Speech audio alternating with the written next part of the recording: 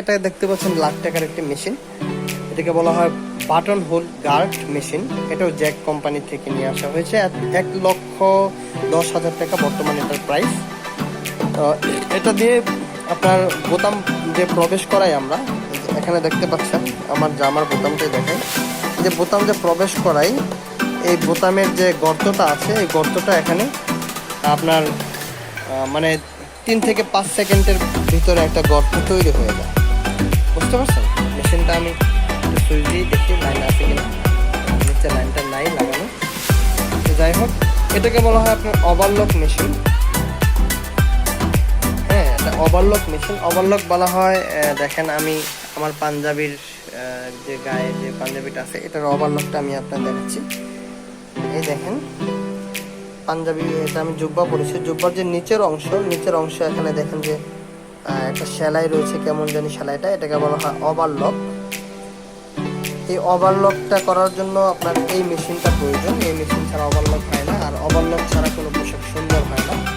তো একটা কারখানায় বা একটা আপনার টেইলার্সে, ছোটো একটা টেইলার্সে বা ছোটো মিনি একটা গার্মেন্টসে একটা ওভারলকই যথেষ্ট। বুঝতে পারছেন? একটা ওভারলকই যথেষ্ট।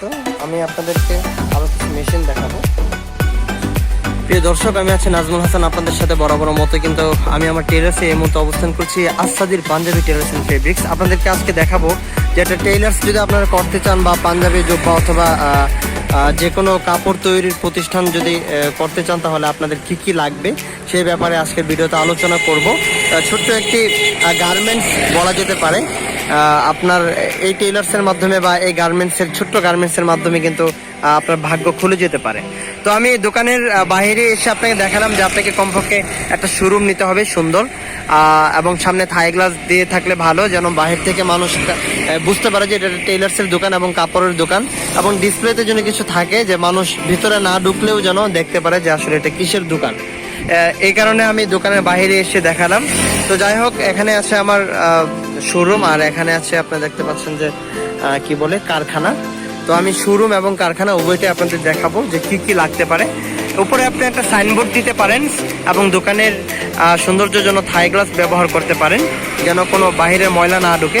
এবং রাস্তার পাশে দোকান নিতে পারেন। দেখেন এখানে রাস্তা দেখা যাচ্ছে, মেন রোড, গাড়ি চলাচল করছে। এই রাস্তার পাশে আপনি যদি দোকান নেন, তাহলে মানুষের যোগাযোগ ব্যবস্থা ভালো হবে, কাস্টমার আসতে পছন্দ করবে। এখানে দেখেন একটা লাইটিং বোর্ড আছে।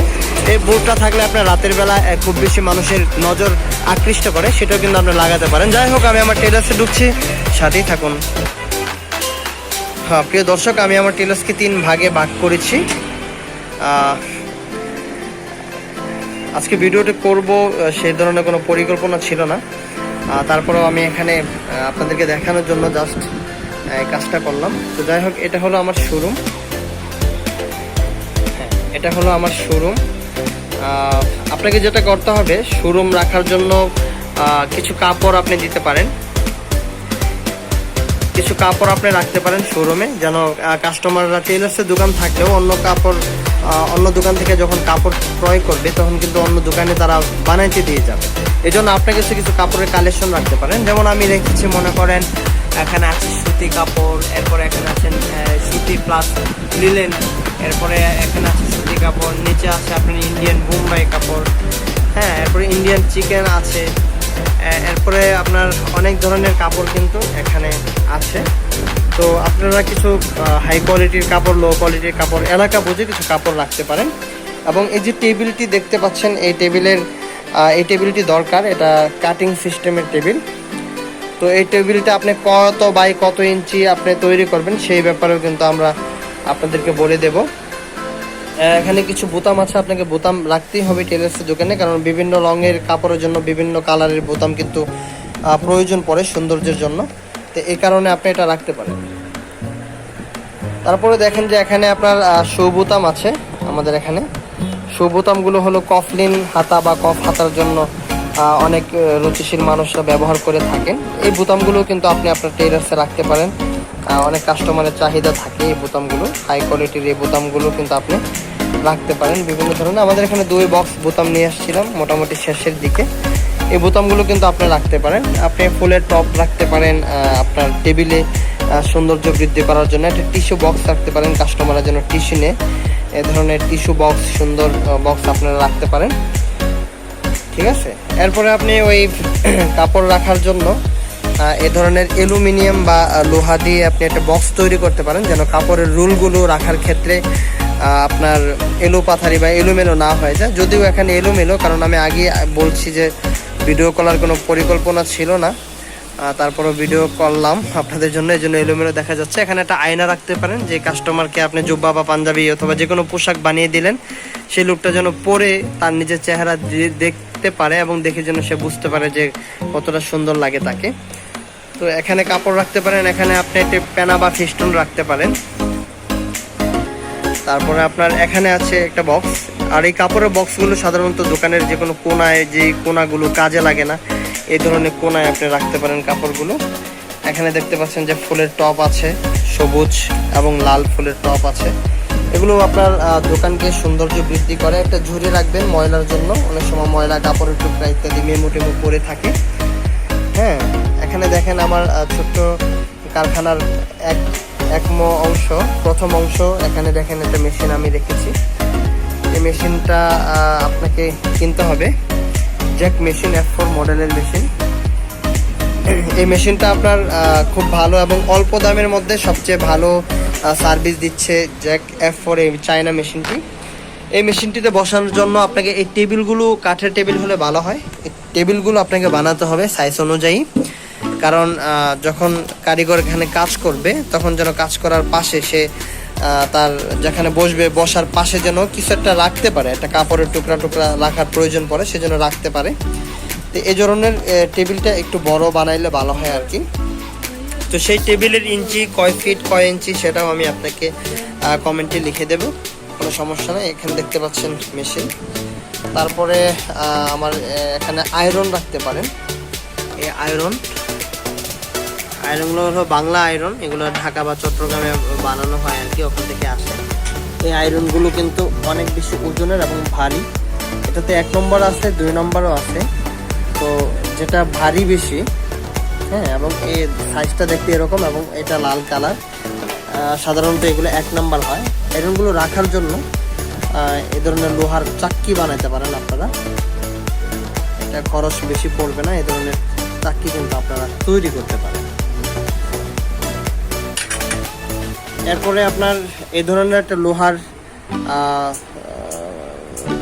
একটা লোহার বস্তু বানাতে হবে আপনাকে। এটার উপরে একটা বালিশ থাকে, আমি দেখাবো, আমার আরেক কারখানায় আছে, এটাতে বালিশটা খোলা হয়ে গেছে।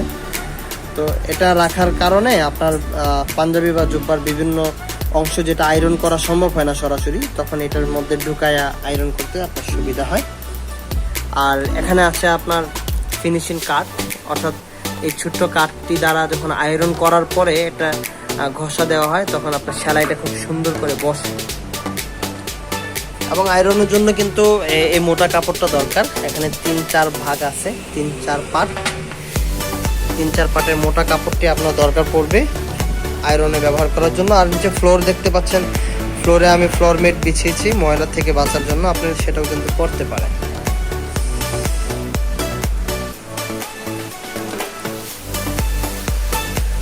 এরপরে আপনাকে টেলার্সের দোকান দেওয়ার জন্য যেটা করতে হবে, আপনাকে খাতা বানাতে হবে, রেজিস্টার খাতা। রেজিস্টার খাতায় আপনার দোকানের নাম লেখা থাকবে, আসাদির পাঞ্জাবি টেলার্স, এরপরে ঠিকানা, হ্যাঁ, সব কিছু লেখা থাকবে।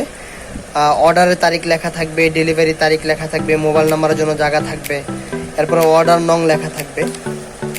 এখানে দেখতে পাচ্ছেন যে, আপনাদেরকে দেখাই আমি, স্পষ্ট দেখা যাচ্ছে। এখানে দেখেন যে লেখা অর্ডার নং, অর্থাৎ একটা কাস্টমারের যে অর্ডারটি আপনি পেলেন, এটা কত নম্বর অর্ডার, সেই নাম্বারটা যদি আপনি দিয়ে দেন, তাহলে এই কাস্টমারকে বের করা খুব বেশি সহজ হয়ে যাবে। যদি 1 বছর পরেও কোনো কাস্টমার আমাকে বলে যে ভাই আমার তো 81 নাম্বার অর্ডার ছিল আগের বার, আমি তো আরেকটা পাঞ্জাবি বানাতে চাচ্ছি বা আরেকটা শার্ট বানাতে চাচ্ছি, তখন আপনি এই খাতা থেকে বের করতেই পারবেন যে 81 নাম্বার কোথায় আছে, কারণ এটা 81, 82, 83, এই কারণে আপনি 81 নাম্বারটা 1 মিনিটে বের করতে পারবেন। তো এই ধরনের একটা রেজিস্টার খাতা আপনি রাখবেন, এবং এখানে গলা কিভাবে হবে, হাতা কিভাবে হবে, আর সব কিছুর পকেট কিভাবে হবে, কলার কিভাবে হবে, সব কিছু আপনার আলাদা চিহ্ন দেওয়া থাকতে পারে। এবং এই খাতাটি আপনি বানাবেন এমন সিস্টেমে যেন খাতার 2টা পার্ট থাকে, থাকে, এক পাটে লিখলে আরেক পাটে লেখা অটোমেটিক উঠে যায়, সেক্ষেত্রে আপনি কার্বন ব্যবহার করতে পারেন। এই দেখেন এখানে লেখা হয়েছে মাঝখানে কার্বন, এরপরে কিন্তু এই সাদা পৃষ্ঠায় লেখাটা ওঠে এবং এটা ছিঁড়ে আমরা কিন্তু পাঞ্জাবির কাপড়ের মধ্যে ঢুকিয়ে দেই। কাটিং মাস্টার যখন কাটিং করবে তখন সে দেখতে পারবে। এই দেখেন সাদা পৃষ্ঠাটা দেখা যাচ্ছে, এখানে কিন্তু যা লিখেছি কার্বনের কারণে এখানে নতুন লেখা উঠেছে এবং এটাই কিন্তু কাপড়ের সাথে দিয়ে দিয়েছি। তো এটা বানানো শেষ হয়ে গেলে এই কাগজটা কিন্তু আপনার ফেলে দেওয়া হবে, কিন্তু এর মাপটা কিন্তু দোকানের খাতায়, রেজিস্টার খাতায় কিন্তু রেকর্ড হয়ে গেল। তো আপনি এই ধরনের একটা খাতা বানাবেন, দেখালাম খাতাটা। এরপরে আপনি মেমো বানাতে পারেন, আপনার একটা হিসাব নিকাশের ব্যাপার স্যাপার আছে। এই দেখেন এখানে আমরা সেলাইয়ের কাপড়ের জন্য মেমো বানিয়েছি। এখানে দেখেন আসাদির পাঞ্জাবি টেলার্স ফেব্রিক, হ্যাঁ এখানে মেমো আছে। তো এক পৃষ্ঠায় লেখলে আরেক পৃষ্ঠায় অটোমেটিক উঠে পড়ে, এটাও কার্বন দেওয়া আছে। তো কত টাকা হলো আমি সেলাই পাইলাম সব কিছু কার্বনের মাধ্যমে কিন্তু লেখা হয়ে গেল। এবং একটা উপরের যে পাটটা সেটা কাস্টমারকে দিয়ে দিই, নিচের পাটটা কিন্তু থাকে যে কত টাকা আমি কাপড়ে সেলাইয়ে ইত্যাদিতে পাইলাম। এখানে কাপড়ের মেমো আছে, সেলাইয়ের মেমো আছে। আপনি আলাদা আলাদা মেমো রাখলে আপনি কাপড় কত টাকার বিক্রি করলেন, সেলাই কত টাকার হলো, এটা হিসাব কিন্তু আপনি পেয়ে যাবেন। তারপরে আপনি একটা সুন্দর কলমদানি রাখতে পারেন, কলমদানিতে একটা সবুজ ফুল থাকতে পারে, এখানে একটা কেচি থাকতে পারে কাপড় কাটার জন্য, একটা মার্কার থাকতে পারে আপনার লেখার জন্য, হ্যাঁ কলম থাকতে পারে, মেসওয়াক থাকতে পারে। যাই হোক এখানে দেখেন আমাদের এখানে অর্ডার কার্ড আছে, এই অর্ডার কার্ডগুলো আপনি বানাতে পারেন। এই কার্ডগুলো আমরা কেন বানিয়েছি আমি আপনাকে জানাই। এখানে দেখেন লেখা আছে আসাদির পাঞ্জাবি টেলার্স এন্ড ফেব্রিক্স, উন্নত মানের দেশি বিদেশি কাপড় সুলভ মূল্যে বিক্রি করা হয়। এখানে একটা নিয়ম আছে, দেখেন লেখা আছে ডেলিভারি তারিখে কার্ড সাথে আনতে হবে, অর্ডারকৃত কাপড় 7 দিনের মধ্যে ডেলিভারি নিতে হবে, অন্যথায় কাপড়ের ক্ষতি হলে মালিক দায়ী থাকবে না। প্রতিদিন সকাল 10টা থেকে রাত 10টা পর্যন্ত খোলা থাকে। এই ধরনের সব কিছু কিন্তু আপনার লেখা আছে। আবার এখানে লেখা আছে অনলাইনে সহজ পদ্ধতিতে 100% সঠিক মাপে পরিপূর্ণ বিশ্বস্ততার সাথে অর্ডার নেওয়া হয়। 01753496456 এই নাম্বারে ইমো এবং হোয়াটসঅ্যাপ খোলা। তো এগুলো অর্ডার কার্ড। এখানে এই কার্ডটা আমরা তৈরি করেছি হলো, মনে করেন এখানে কাস্টমারের নাম থাকবে, কি নাম, অর্ডার নং কত এখানে লেখা থাকবে, অর্ডারের তারিখ লেখা থাকবে, ডেলিভারি তারিখ লেখা থাকবে, বুঝতে পারছেন? ডেলিভারির সময় সন্ধ্যা 6টার পর, টুকরা কাপড় ফেরত দেওয়া হয় না। তারপরে মনে করেন উপরে লেখা থাকবে সে কি সেলোয়ার বানাবে না পাঞ্জাবি না পায়জামা শার্ট না প্যান্ট, এগুলো লেখা থাকবে, কয় পিস বানাবে সেটাও লেখা থাকবে, কাপড়ের তার কত টাকা আসলো সেটা লেখা থাকবে, মজুরি কত টাকা আসলো সেটা লেখা থাকবে, মোট কত টাকা হলো সেটা লেখা থাকবে, অগ্রিম সে কাস্টমারটা কত টাকা দিচ্ছে সেটা লেখা থাকবে, বাকি কত টাকা থাকে সেটা এখানে লেখা থাকবে। এখানে দেখতে পাচ্ছেন স্যাম্পল লেখা আছে। এই স্যাম্পলের মধ্যে যে লোকটা কাস্টমারটা আপনার কাপড় দিয়ে গেছে বা কাপড় কিনে বানাইতে দিছে, ওই কাপড়ের ছোট্ট একটি টুকরা আপনি এখানে রাখতে পারেন। এবং কস্টিপ দিয়ে, দেখতে পাচ্ছেন কস্টিপ একটা মেশিন রাখতে পারেন, কস্টিপ দিয়ে এখানে ছোট কাপড়ের ছোট্ট একটি কেচি দিয়ে কেটে রাখতে পারেন। তাহলে কাস্টমার যখন এটা নিয়ে আসবে আপনার কাছে, তখন আপনি এই স্যাম্পলটা দেখে কাস্টমারের যে অর্ডারকৃত পোশাকটি সেটা আপনি বের করে দিতে পারবেন। অনেকগুলো কাপড় থেকে আপনি খুব সহজে বের করে দিতে পারবেন যে এই কাস্টমারের কাপড়টা কোনটা, কোন কালারের কি কাপড়। তো এজন্য আপনি এগুলা রাখতে পারেন। এটাকে বলা হয় অর্ডার কার্ড, অর্থাৎ যে অর্ডার দেয় তাকে এই কার্ডটি দেওয়া হয়। এবং এই কার্ডটি না দিলে, এই কার্ডটি যখন কাস্টমার নিয়ে আসে তখন তার পাঞ্জাবিটা বা তার পোশাকটা দেওয়া হয়, কার্ডটি যখন না আনে তখন দেওয়া হয় না। কারণ আপনার এই কার্ডটাই প্রমাণ বহন করে যে এটার মালিকটা কে, বুঝতে পারছেন ব্যাপারটা? আর না হলে দেখবেন যে আপনার শত শত কাস্টমার মধ্যে আপনি কেমনে চিনবেন যে কোন কাস্টমারের কোন পাঞ্জাবি। এই জন্য এই কার্ডটি আপনি রাখতে পারেন। বোতামটা তো আমি দেখাইলাম যে বোতামগুলো আপনি কেন রাখবেন, কোন কোন বোতাম। বোতামের বক্স রাখতে পারেন যেন কাস্টমার আপনার দেখতে পারে দূর থেকে বোতামটা, এরপর যদি খুলে কেউ দেখতে চায় আপনি দেখাতে পারেন। ঠিক আছে, একটা স্টেপলার রাখবেন আপনি, একটা ক্যালকুলেটর তো অবশ্যই থাকতে হবে আপনার অঙ্ক করার জন্য।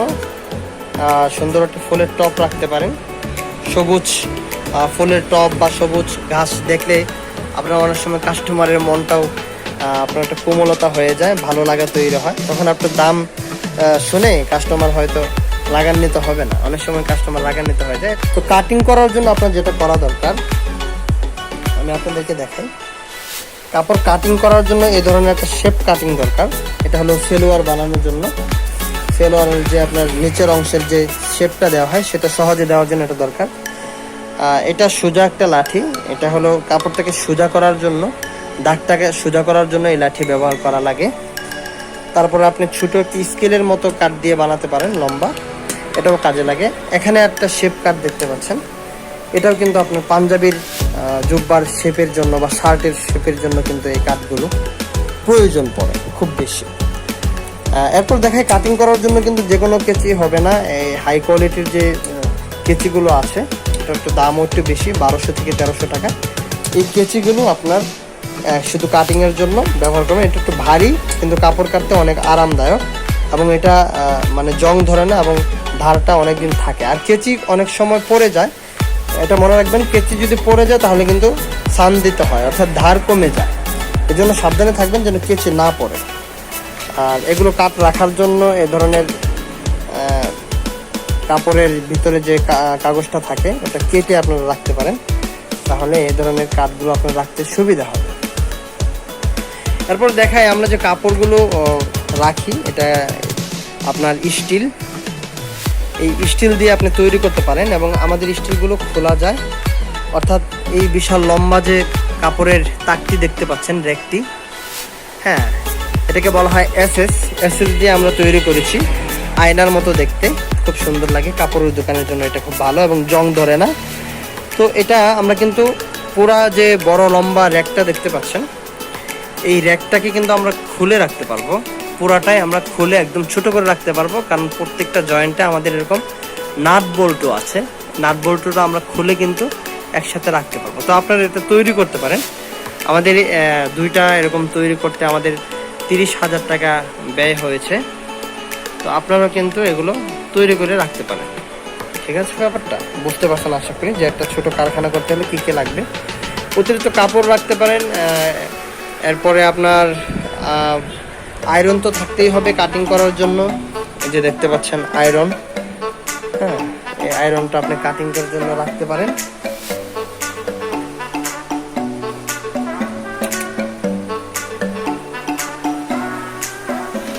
এটা হলো আয়রন, আপনারা দেখতে পাচ্ছেন। কাটিংয়ের জন্য আপনার বাংলা আয়রন দরকার নাই, এই ধরনের আয়রন, পাতলা আয়রনই ভালো। অথবা এখানে একটা আয়রন দেখতে পাচ্ছেন, এই ধরনের আয়রন কিন্তু চলে। এবং ছোট্ট একটা ফ্যান রাখতে পারেন, কাটিং মাস্টার যিনি কাটিং করবে তার শরীরে বাতাস লাগার জন্য। তার শরীরে বাতাস লাগার জন্য যদি আপনি বড় ধরনের ফ্যান ব্যবহার করেন তাহলে অনেক সময় কাপড় উড়ে যায়, কাটিং করতে সমস্যা হয়। এই জন্য আপনি শরীরে বাতাস লাগার জন্য শুধু ছোট ফ্যান ব্যবহার করতে পারেন। আমার এখানে আমার আরেকটি ছোট কারখানায় চলে আসলাম। এখানে দেখতে পাচ্ছেন মেশিন রয়েছে, জ্যাকের মেশিন। তো এখানে দেখেন চুমুক দিয়ে আমরা অর্ডার নাম্বারগুলো বা আমাদের অর্ডারগুলোর স্লিপ যেটা আছে পাঞ্জাবির সাথে আছে সেটা কিন্তু এখানে আপনার দেওয়া আছে। এটা দেখে দেখে কিন্তু কারিগর কাজ করতে পারে। এখানে দেখেন আয়রন আছে আরেকটি, এবং এখানে আমি যে বলছিলাম যে বালিশ রাখতে হয়, যে ছোট বালিশ, এটা এভাবে থাকে।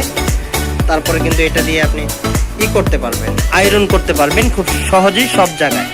এখানে দেখতে পাচ্ছেন একটা স্প্রে, হ্যাঁ, 7 আপ কোম্পানির বিজ্ঞাপনটাও হয়ে গেল আজকে। 1 লিটার মাত্র 50 টাকা।